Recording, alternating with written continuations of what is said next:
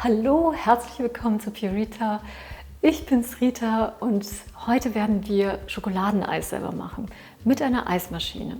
Da sich einige von euch ein Schokoladeneisrezept von mir gewünscht haben und jetzt auch passend zum Hochsommer, präsentiere ich euch mein cremiges Schokoladeneisrezept. Es ist schnell zubereitet und zudem auch super einfach in der Herstellung. Ich habe ja schon viel mit verschiedensten Eisrezepten herumexperimentiert und heute zeige ich euch mein Rezept für Schokoladeneis. Geschmacklich ist es wirklich ein wahres Highlight. Wichtig aber ist bei diesem Eisrezept, finde ich, ist die Qualität der Schokolade. Damit es so richtig vollmundig schmeckt, solltet ihr darauf achten, dass sie mindestens 60% Kakaoanteil hat, also keine Milchschokolade oder Kochschokolade nehmen. Ich verwende sehr gerne hochwertige Plantage-Schokolade. Da gibt es auch ganz viele verschiedene, sehr gute im Handel. Es lohnt sich. Danach werdet ihr kein Schokoladeneis mehr kaufen, sondern nur noch selber machen. Auch dieses Eisrezept besteht aus nur wenigen Zutaten wie Sahne, Milch, Eier, Zucker, Schokolade natürlich und eine Vanilleschote. Die sollte auf keinen Fall im Eisrezept fehlen. Und natürlich sollten auch die anderen Zutaten so frisch wie möglich sein. Dann gelingt euer selbstgemachtes Eis ganz sicher und schmeckt super cremig. Ich zeige euch jetzt mal die Zutaten für unser selbstgemachtes Schokoladeneis. Los geht's! Für unser selbstgemachtes Schokoladeneis brauchen wir 300 ml Sahne mit 32% Fett, 200 ml Vollmilch, 4 Eigelb, 110 Gramm Zucker, eine Vanilleschote, 120 Gramm Zartbitterschokolade mit 60% Kakaoanteil und eine Prise Salz. Ich werde jetzt erst einmal die Schokolade mit dem Messer zerkleinern, damit sie auch schneller schmilzt.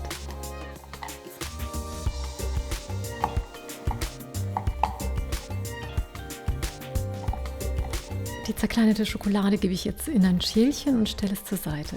Ich gebe den Topf jetzt auf die Herdplatte und wir gießen zuerst die Sahne und dann die Milch hinein. Und den Herd stelle ich jetzt auf mittlere Stufe. Jetzt kratze ich das kostbare Vanillemark mit der Messerspitze aus der Schote heraus und füge es zur Sahne-Milch-Mischung dazu. Nun können wir die gehackte Schokolade mit in die Sahne-Milch-Mischung geben und wieder kräftig mit dem Schneebesen weiterrühren, bis sie sich vollständig aufgelöst hat.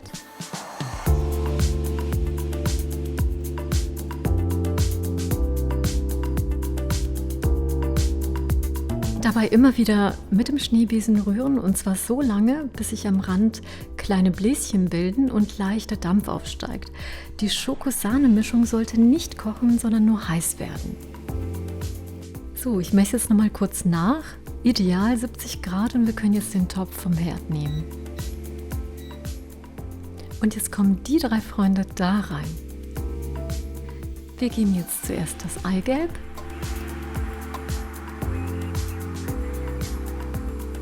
Dann den Zucker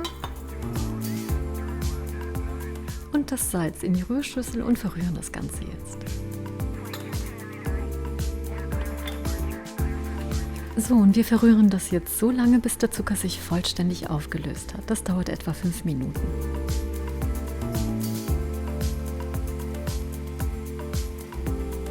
Jetzt wird die Mischung für 1 Minute mit dem Stabmixer homogenisiert. Dieser Schritt ist ganz wichtig, dadurch wird die Textur von eurem Schokoladeneis so richtig cremig. So bekommt euer Schokoladeneis einen richtig zarten Schmelz. So, jetzt geben wir den Spritzschutz drauf und schalten die KitchenAid auf Stufe 2.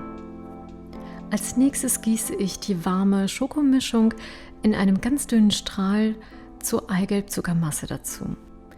Erst eine kleine Menge und dann immer mehr, damit das Eigelb nicht zu stocken beginnt. Wir möchten ja kein Rührei haben, sondern ein köstliches Schokoladeneis. Die KitchenAid lasse ich jetzt auf Stufe 2 einfach weiter rühren.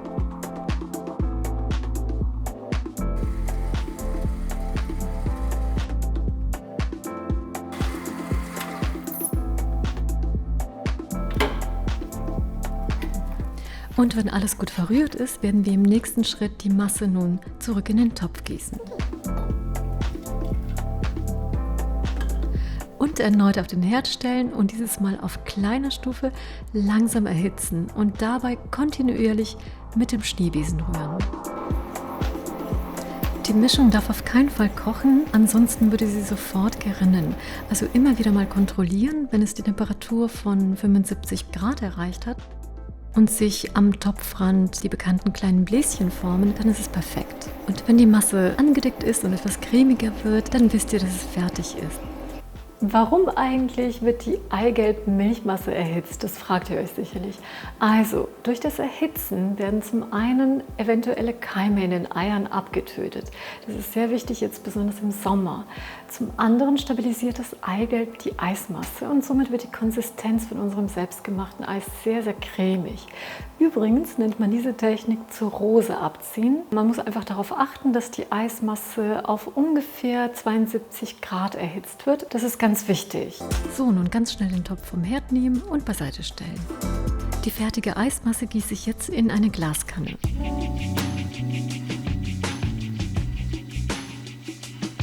Und diese heiße Schönheit lassen wir vorerst auf Zimmertemperatur abkühlen und stellen sie dann über Nacht in den Kühlschrank. So, mit einer Folie abdecken und ab in den Kühlschrank, damit die Aromen einander näher kommen können.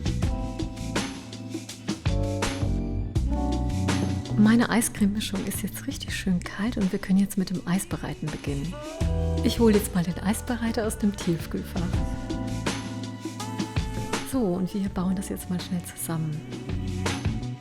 Den habe ich für 24 Stunden im Gefrierfach gehabt und da habe ich hier den Antriebsadapter, der hat eine A- und eine B-Seite, das habe ich ja schon erklärt. Bei meiner Maschine kommt er jetzt mit der A-Seite nach vorne. Und in den Kühlbehälter gebe ich jetzt den Rührarm hinein und wir setzen jetzt auf die Stifte drauf.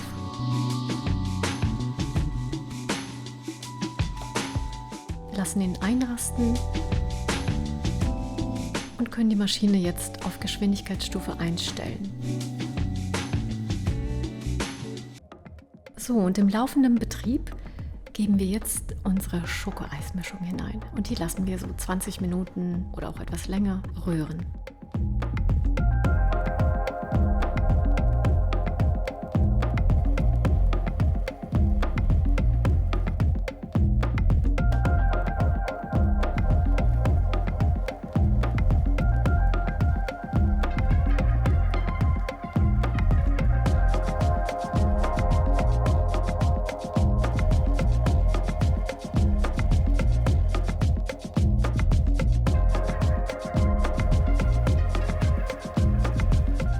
Wie man sieht, hat sich das Volumen schon fast verdoppelt.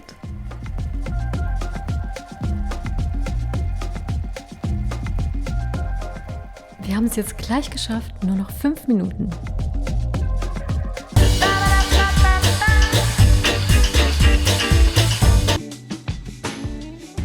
So, die Zeit ist jetzt um und ich habe hier einen Glasbehälter aus dem Tiefkühlfach vorbereitet. Die Eismaschine schalten wir jetzt aus und nehmen den Kühlbehälter runter. Wow, es ist ein richtiger Schokoeistraum geworden. Hat die perfekte Konsistenz, schön cremig.